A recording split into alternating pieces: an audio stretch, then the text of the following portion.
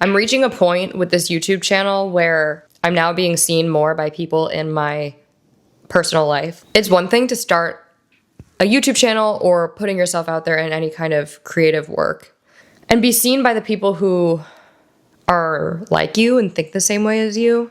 And I think for a long time, like in survival and with, adaptation and trying to fit in, I was always a very emotional, intensely emotional person and like raw, fiery depth, I guess.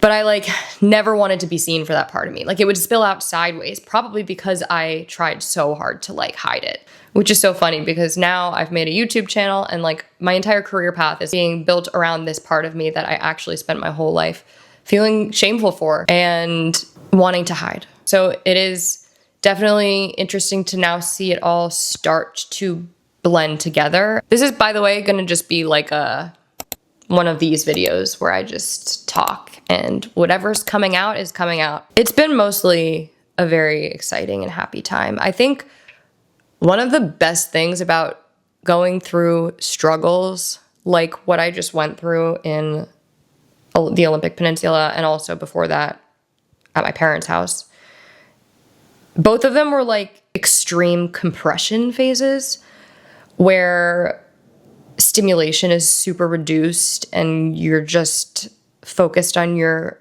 kind of robotic routines and focused on what matters. And I talked about how those kinds of phases, losing everything basically, is what sharpens your awareness of your values, what actually matters. Because when we have excess available to us, everything sounds good. You're not going to choose. I am definitely experiencing a sense of abundance in multiple areas of my life, and especially in contrast to where I just was. There's, of course, uncertainty, and there is also a lot still solidifying here. But even in the 1 month that I've been here, my life is night and day different.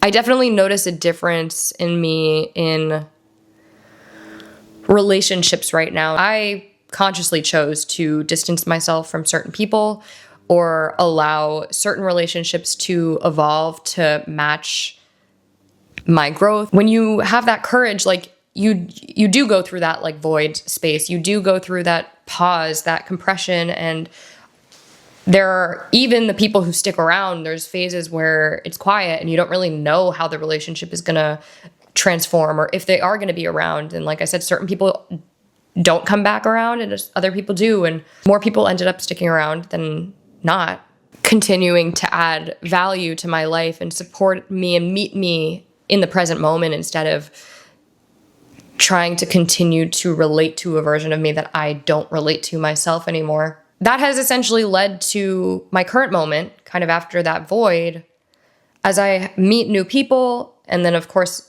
continue to engage in dynamics that have persisted. I'm a different person in these relationships. I'm literally a different person when it comes to dating, when it comes to friendship. And I think that this is a key element of sovereignty, is having your own center of gravity. I don't think I ever had a center of gravity. And I think that is, again, on the flip side, a cornerstone of survival and adaptation. A lot of people adapt to orbit around other things, externalize authority, externalize security and safety. And of course, it's unconscious. We might even tell ourselves, I know I told myself I was so independent and I whatever. But at the end of the day, my nervous system was always putting everything outside of myself. I'm no longer morphing or performing. I'm this steady pillar. We're just standing right here and my life is here, and it definitely filters people out. It definitely continues to amplify dissonance where there is some and amplify resonance where there is some. It takes so long to trust yourself to get to this place, but once you're here and you have this sort of direction and this structure within yourself of this is who I am and this is what I care about, and this is what I'm building, and it's internalized and it's embodied, and you start making choices from that place, you do like gradually seed this like entirely new life structure. It's a completely different orientation. It's so funny because like I went this roundabout way to get here. I always had the funds to do this, but obviously I needed to go back to my parents' house. Obviously I needed to experience that trauma reenactment and the family roles and the dynamics there,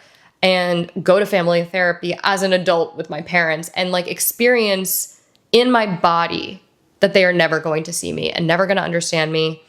And which, by the way, is like healing attachment wounds at the root as well. I had to go back and do that for me personally. Maybe not everybody has to do that, but I definitely did. And then going to that work exchange and basically experiencing that all over again, just like with a new stranger, but still another authority figure. Being able to say like, no, I am the authority of my life. It all sounds great and fine and dandy now, but as you all know, this whole entire YouTube channel has been tracking the very nuanced, very complex, very challenging, emotionally and philosophically and psychologically, just every freaking sense of the word, challenging and painful process that this has been. And I just think that like no matter who you are or where you are, if you make the most of the really hard moments, the compression phases, and you extract whatever wisdom you can, and I don't just mean conceptually and analytically, but to actually integrate these things and not just talk about these hard moments, but like be present through them, it really does stretch your capacity and your threshold for abundance on the other side of things. Like if you really do think about life as like a spectrum of polarity, like I think so many people go through life not experiencing the height of joy or fulfillment because they never fully let themselves experience the depth of sorrow and grief. But that's what these moments offer us, and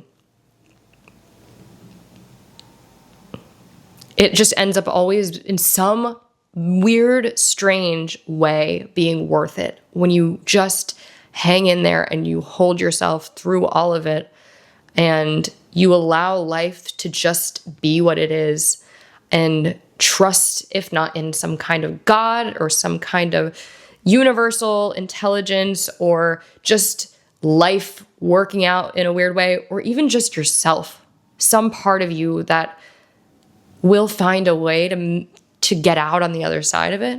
And obviously this is still a journey unfolding.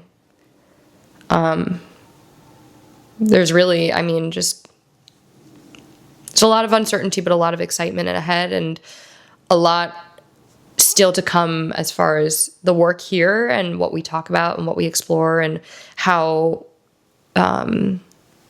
we can move through this how we can move through life in this way together.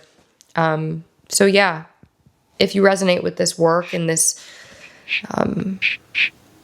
way of living, or if you are moving into a place where you have the courage and the willingness to dare to be who you really are, or to find out or uncover who you really are, then if you haven't already, I hope you hit the subscribe button and follow along and join me on my own journey of that process. I appreciate every single one of you so much, and I'm sending you so much love, and we'll talk soon.